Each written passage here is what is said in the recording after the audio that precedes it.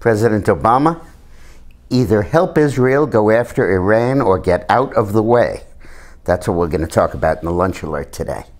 Have you noticed in the last 2 weeks the Obama administration is doing everything it can, at the very least, to persuade Israel not to attack Iran, and most likely to lay the basis for opposing them if they do attack Iran? That's outrageous.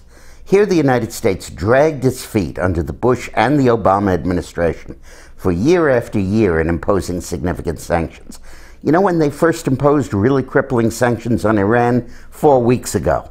And the only reason they did it was that Senator Kirk from Illinois, God bless him, he's fighting for his life in the hospital now, having had a stroke, forced him to do it. He passed a resolution in the Senate that the House also passed, demanding that he impose sanctions on the Iranian central bank, something he was too chicken to do before this.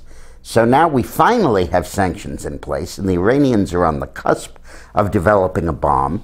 They've said they're going to use it. They've said that they will destroy Israel, just like Hitler predicted the ovens in Mein Kampf, and Israel is supposed to sit back and wait for it to happen. Just delightful. And Israel has a deterrent. Yeah, well, these guys are suicide bombers. What do they care about a deterrent? You know, 77 virgins and all that. So it is just outrageous, the administration's position. Now, Panetta, Defense Secretary, said if Israel attacked Iran, it would only buy them 1 or 2 years delay in Iran developing nuclear weapons. Yes, but 1 or 2 years delay is the answer to the whole problem. First of all, in 1 or 2 years, we get rid of you. Obama's out of office, and we get a good president in there who will be helpful to Israel and won't be standing in the way. Secondly, we just now have imposed crippling sanctions on them with the Iranian central bank. Now, in 5 or 6 months, which is the period we're likely talking about before Iran passes the point of no return on nuclear weapons, those sanctions won't have time to work. But over a year or 2 or 3 years, you bet they will. And they will probably overthrow the regime.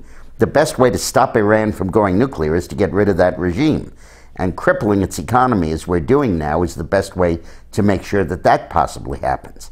And thirdly, it gives a new Republican administration time to deploy satellites in outer space, which have missiles that can intercept the Iranian missiles before they launch and hit Israel. And it will give them at least a capacity to defense against aerial attack.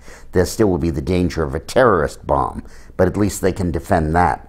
So a few years' delay is absolutely vital. And if Israel needs to attack Iran to win that, we should be blessing them or stepping out of the way.